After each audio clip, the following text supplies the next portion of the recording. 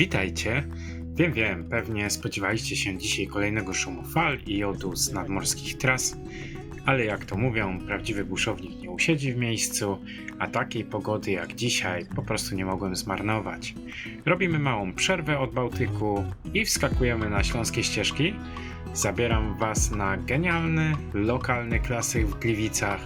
Startujemy na Sikorniku, tuż obok Szkoły Podstawowej nr 41 i lecimy trasą przez Solskiego, aż pod sam kultowy Bar Teatralny na rogu Kościuszki i Zygmunta Starego. Będzie słońce, będzie płynna jazda i zupełnie inny klimat. Zapinajcie pasy, bo z nadmorskiej kładki teleportujemy się prosto na gliwicki asfalt. Jedziemy!